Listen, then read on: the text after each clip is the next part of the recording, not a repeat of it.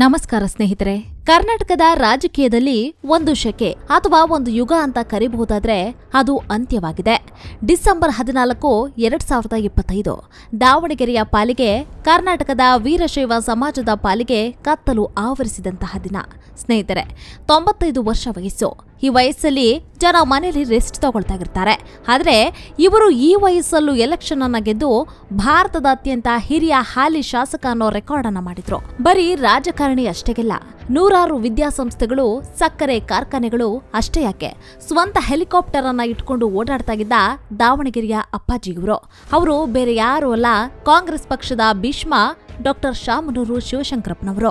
ಇವತ್ತಿನ ವಿಡಿಯೋದಲ್ಲಿ ಬರೀ ಅವರ ಸಾವು ಮತ್ತು ರಾಜಕೀಯದ ಬಗ್ಗೆ ಅಷ್ಟೇಗಿಲ್ಲ, ಅವರ ಒಟ್ಟು ಆಸ್ತಿಗೆಷ್ಟು, ಅವರ 7 ಜನ ಮಕ್ಕಳು ಎಲ್ಲಿದ್ದಾರೆ, ಯಾರನ್ನ ಮದುವೆ ಆಗಿದ್ದಾರೆ ಮತ್ತು ಆ ಗೋಲ್ಡನ್ ಕ್ವಾಡ್ರಿಲ್ಯಾಟರಲ್ ಸಂಬಂಧ ಅಂದ್ರೆ ಏನು, ಇದೆಲ್ಲವನ್ನ ಹೇಳ್ತೀನಿ. ಅದಕ್ಕೂ ಮುಂಚೆ ನೀವಿನ್ನು ನಮ್ಮ ಚಾನೆಲ್ಗೆ ಸಬ್ಸ್ಕ್ರೈಬ್ ಆಗಿಲ್ಲ ಅಂದ್ರೆ ಈ ಕೂಡಲೇ ಸಬ್ಸ್ಕ್ರೈಬ್ ಆಗಿ ಹಾಗೂ ಬೆಲ್ ಐಕಾನ್ ಅನ್ನು ಕ್ಲಿಕ್ ಮಾಡಿ.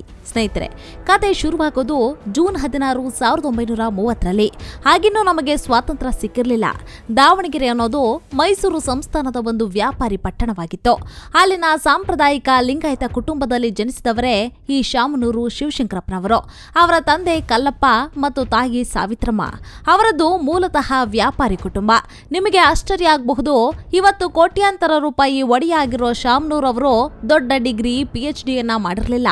ಓದಿದ್ದು SSLC ಮತ್ತು ಇಂಟರ್ಮೀಡಿಯೇಟ್ ಅಷ್ಟೇ.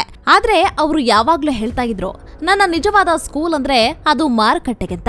ವ್ಯಾಪಾರ ಮಾಡೋದು ಹೇಗೆ, ಜನರ ನಾಡಿ ಮಿಡಿತ ಹಿಡಿಯೋದು ಹೇಗೆ ಅಂತ ಅವರು ಕಲಿತಿದ್ದು ದಾವಣಗೆರೆಯ ಮಂಡಿಗಳಲ್ಲಿ. 1950ರ ಸುಮಾರಿಗೆ ಫ್ಯಾಮಿಲಿ ಬಿಸ್ನೆಸ್ಗೆ ಇಳಿದ ಅವರು ದಾವಣಗೆರೆ ಅಂದ್ರೆ ಬರೀ ಬೆಣ್ಣೆ ದೋಸೆಯಲ್ಲ, ಅದನ್ನೊಂದು ಬಿಸ್ನೆಸ್ ಹಬ್ ಮಾಡಬೇಕು ಅಂತ ನಿರ್ಧಾರವನ್ನ ಮಾಡಿದ್ರು. ಸ್ನೇಹಿತರೆ, ಶಾಮನೂರ್ ಅವರ ಲೈಫ್ ನ ಟರ್ನಿಂಗ್ ಪಾಯಿಂಟ್ ಅಂದ್ರೆ ಬಾಪೂಜಿ ಎಜುಕೇಶನಲ್ ಅಸೋಸಿಯೇಷನ್. 1958ರಲ್ಲಿ ದಾವಣಗೆರೆಯಲ್ಲಿ ಹೈಯರ್ ಎಜುಕೇಶನ್ಗೆ ಅಂತ ಕಾಲೇಜುಗಳಿಗಿರಲಿಲ್ಲ. ಆಗ ಶುರುವಾಗಿದ್ದೆ ಈ ಸಂಸ್ಥೆ. ಇವತ್ತಿಗಿದು ಒಂದೆರಡು ಸ್ಕೂಲ್ ಅಲ್ಲ, KGಯಿಂದ ಹಿಡಿದು PGವರೆಗೂ ಬರೋಬ್ಬರಿ 50ಕ್ಕೂ ಹೆಚ್ಚು ವಿದ್ಯಾಸಂಸ್ಥೆಗಳನ್ನ ನಡೆಸ್ತಾಗಿದೆ. JJM medical college, dental college, engineering college, ಹೀಗೆ ದಾವಣಗೆರೆಯನ್ನ ವಿದ್ಯಾಕಾಶಿಯನ್ನಾಗಿ ಮಾಡಿದ ಕೀರ್ತಿ ಇವರಿಗೆ ಸಲ್ಲುತ್ತೆ. ಈ ಕಾಲೇಜುಗಳಿಂದ ದಾವಣಗೆರೆಯ ಎಕಾನಮಿಯೇ ಬದಲಾಗಿ ಹೋಗಿದೆ. ಲಕ್ಷಾಂತರ ಮಕ್ಕಳು ಇಲ್ಲಿ ಓದಿ ಡಾಕ್ಟರ್, ಇಂಜಿನಿಯರ್ ಸಹ ಆಗಿದ್ದಾರೆ. ಸ್ನೇಹಿತರೆ, ಈಗ ಎಲ್ರಿಗೂ ಕುತೂಹಲ ಇರೋ ವಿಷಯಕ್ಕೆ ಬರೋಣ. ಶಾಮನೂರು ಅವರ ಫ್ಯಾಮಿಲಿ. ಅವರ ಧರ್ಮಪತ್ನಿಯ ಹೆಸರು ಲೇಟ್ ಶ್ರೀಮತಿ SS ಪಾರ್ವತಮ್ಮನವರು. ಇವರಿಗೆ ಒಟ್ಟು 7 ಜನ ಮಕ್ಕಳು, 3 ಜನ ಗಂಡು ಮಕ್ಕಳು, 4 ಜನ ಹೆಣ್ಮಕ್ಳು. ಇವರ ಮಕ್ಕಳ ಬಗ್ಗೆ ತಿಳ್ಕೊಂಡ್ರೆ ನಿಮಗೆ ಖಂಡಿತ ಶಾಕ್ ಆಗುತ್ತೆ. ಮೊದಲಿನವರು SS ಮಲ್ಲಿಕಾರ್ಜುನ. ಇವರು ನಿಮ್ಗೆಲ್ಲ ಗೊತ್ತಾಗಿದೆ, ದಾವಣಗೆರೆಯ ಪ್ರಭಾವಿ ರಾಜಕಾರಣಿ, ಮಂತ್ರಿ ಕೂಡ ಆಗಿದ್ರು. ಇವರ ಪತ್ನಿ ಡಾಕ್ಟರ್ ಪ್ರಭಾ ಮಲ್ಲಿಕಾರ್ಜುನ್. ಇನ್ನು ಎರಡನೇವರು SS ಗಣೇಶ್ ಅವರು. ಇವರು ಪಾಲಿಟಿಕ್ಸ್ ಗಿಂತ ಬಿಸ್ನೆಸ್ ಅಲ್ಲಿ ಹೆಚ್ಚಿನ ಆಸಕ್ತಿಯನ್ನ ಹೊಂದಿದ್ದಾರೆ. ದಾವಣಗೆರೆಯ ಶುಗರ್ ಕಂಪನಿಯ ಚೇರ್ಮನ್ ಕೂಡ ಹೌದು.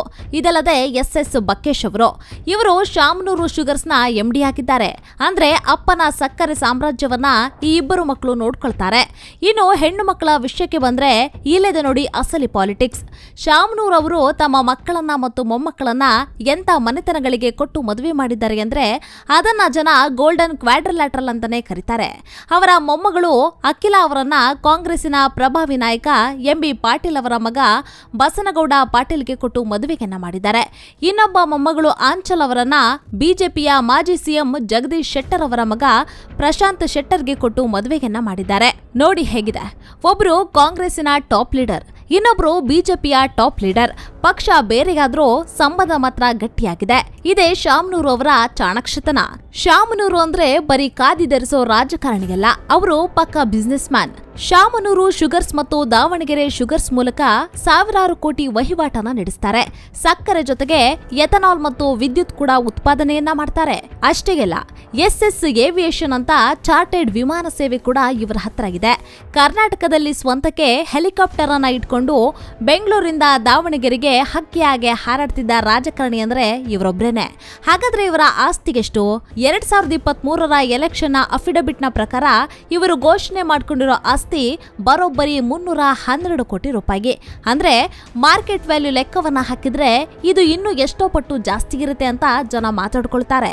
ದಾವಣಗೆರೆಯಲ್ಲಿ ಇವರು ಹೊಂದಿರೋ ಲ್ಯಾಂಡ್, ಬೆಂಗಳೂರಿನ ಪ್ರಾಪರ್ಟಿ ಚಿನ್ನ, ವಜ್ರ ಎಲ್ಲವನ್ನ ಲೆಕ್ಕ ಹಾಕೋಕೋದ್ರೆ ಕ್ಯಾಲ್ಕುಲೇಟರ್ ಸಾಲಲ್ಲ ಬಿಡಿ. ರಾಜಕೀಯಕ್ಕೆ ಬಂದ್ರೆ ಇವರು ಕಾಂಗ್ರೆಸ್ ಪಕ್ಷದ ಖಜಾಂಚಿ ಆಗಿದ್ರು. ಅಂದ್ರೆ ಪಾರ್ಟಿಯ ಹಣಕಾಸಿನ ವಿಷಯಗಳನ್ನ ನೋಡ್ಕೊಳ್ತಾ ಇದ್ದವರು ಇವರೇ ಆಗಿದ್ರು. ದಾವಣಗೆರೆಯ ದಕ್ಷಿಣ ಕ್ಷೇತ್ರ ಅಂದ್ರೆ ಅದು ಶಾಮನೂರ್ ಅವರ ಕೋಟೆಯಾಗಿತ್ತು. ಎಷ್ಟೋ ಮೋದಿ ಅಲೆ ಇರ್ಲಿ, ಬೇರೆ ಅಲೆನೇ ಬರ್ಲಿ, ಶಾಮನೂರು ಅಲ್ಲಿ ಗೆಲ್ಲೋದನ್ನ ತಡೆಯೋಕೆ ಯಾರಿಂದನೂ ಸಾಧ್ಯ ಆಗ್ತಾ ಇರಲಿಲ್ಲ. 92ನೇ ವಯಸ್ಸಿನಲ್ಲಿ ಎಲೆಕ್ಷನ್ ಅನ್ನ ಗೆದ್ದು ಯಂಗ್ಸ್ಟರ್ಸ್ ಕೂಡ ನಾಚೋ ಹಾಗೆ ಮಾಡಿದ್ರು. ಆದ್ರೆ ವಿವಾದಗಳು ಕೂಡ ಇವರನ್ನ ಬಿಟ್ಟಿರಲಿಲ್ಲ. ರೀಸೆಂಟ್ ಆಗಿ 2024ರಲ್ಲಿ ಬಿಜೆಪಿ ಕ್ಯಾಂಡಿಡೇಟ್ ಗಾಯತ್ರಿ ಸಿದ್ದೇಶ್ವರ್ ಅವರ ಬಗ್ಗೆ ಒಂದು ಅಡಿಗೆ ಮನೆಯಲ್ಲಿ ಅಡಿಗೆ ಮಾಡಕ್ಕೆ ಮಾತ್ರ ಲಾಯ್ಕು ಅಂತ ಹೇಳಿಕೆಯನ್ನ ನೀಡಿ ಸಖತ್ ಟ್ರೋಲ್ ಆಗಿದ್ರು. ಇದು ಮಹಿಳಾ ವಿರೋಧಿ ಹೇಳಿಕೆ ಅಂತ ರಾಜ್ಯದಾದ್ಯಂತ ಚರ್ಚೆ ಕೂಡ ಆಗಿತ್ತು. ಹಾಗೆ ಪನಾಮಾ ಪೇಪರ್ಸ್ ಲೀಕ್ ಆದಾಗ ಇವರ ಅಳಿಗನ ಹೆಸರು ಕೇಳಿ ಬಂದಿತ್ತು. ಆದ್ರೆ ಇವರ ಪ್ರಭಾವದ ಮುಂದೆ ಯಾವ ವಿವಾದವೂ ಸಹ ನಿಲ್ಲೇ ಇಲ್ಲ. ಇನ್ನು ವೀರಶೈವ ಮಹಾಸಭಾದ ಅಧ್ಯಕ್ಷರಾಗಿ ಲಿಂಗಾಯತ ಧರ್ಮ ಒಡಿಬಾರದು ಅಂತ ಸಿದ್ದರಾಮಯ್ಯನವರ ಸರ್ಕಾರವನ್ನ ಎದುರು ಹಾಕೊಂಡ ಗಟ್ಟಿಗ ಇವರು. ಎಲ್ಲದಕ್ಕೂ ಒಂದು ಅಂತ್ಯ ಇದ್ದೇ ಇರುತ್ತೆ ಅಲ್ವಾ. ಉಸಿರಾಟದ ತೊಂದರೆಯಿಂದ ಬಳಲ್ತಾ ಇದ್ದ ಅಪ್ಪಾಜಿಯವರು ಬೆಂಗಳೂರಿನ ಪ್ರೈವೇಟ್ ಆಸ್ಪತ್ರೆಯಲ್ಲಿ ಚಿಕಿತ್ಸೆ ಫಲಕಾರಿಯಾಗದೆ ಡಿಸೆಂಬರ್ 14, 2025ರಂದು ವಿಧಿವಶರಾದ್ರು. ದಾವಣಗೆರೆ ಈಗ ಅಕ್ಷರಶಃ ಅನಾಥವಾಗಿದೆ. ಬರೀ ಕಾಂಗ್ರೆಸ್ ಪಕ್ಷಕ್ಕೆ ಅಷ್ಟೇಗಿಲ್ಲ, ಇಡೀ ಲಿಂಗಾಯತ ಸಮುದಾಯಕ್ಕೆ ಒಬ್ಬ ಮಾರ್ಗದರ್ಶಕ ಇಲ್ಲದಂತಾಗಿದೆ. ಇವರ ಮಗ SS ಮಲ್ಲಿಕಾರ್ಜುನ್ ಅವರು ಈಗ ಈ ಸಾಮ್ರಾಜ್ಯವನ್ನ ಮುನ್ನಡೆಸಬೇಕಿದೆ. ಆದ್ರೆ ಶಾಮನೂರು ಶಿವಶಂಕರಪ್ಪ ಅವರ ಆ ಕದರ್, ಆ ಗತ್ತು, ಆ ಪ್ರೀತಿ ಮತ್ತೆ ಸಿಗೋದು ಖಂಡಿತವಾಗ್ಲೂ ಕಷ್ಟ. ಸ್ನೇಹಿತರೆ, ಇದಾಗಿತ್ತು ದಾವಣಗೆರೆಯ ಧ್ರುವತಾರೆ ಶಾಮನೂರು ಶಿವಶಂಕರಪ್ಪ ಅವರ ಕಂಪ್ಲೀಟ್ ಲೈಫ್ ಸ್ಟೋರಿ.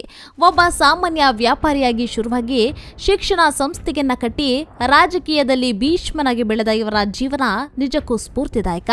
ಇವರ ಬಗ್ಗೆ ನಿಮ್ಗೇನನ್ಸುತ್ತೆ ದಯವಿಟ್ಟು ಕಾಮೆಂಟ್ ಮಾಡಿ ತಿಳಿಸಿ. ಈ ವಿಡಿಯೋ ನಿಮಗೆ ಇಷ್ಟವಾಗಿದ್ರೆ ಲೈಕ್ ಮಾಡಿ, ಶೇರ್ ಮಾಡಿ ಮತ್ತು ನಮ್ಮ ಚಾನಲ್ಗೆ ಸಬ್ಸ್ಕ್ರೈಬ್ ಆಗೋದನ್ನ ಮರಿಬೇಡಿ. ಮತ್ತೊಂದು ಇಂಟ್ರೆಸ್ಟಿಂಗ್ ವಿಡಿಯೋದೊಂದಿಗೆ ನಿಮ್ಮನ್ನ ಭೇಟಿ ಆಗ್ತೀವಿ. ಅಲ್ಲಿಯವರೆಗೂ ಧನ್ಯವಾದಗಳು.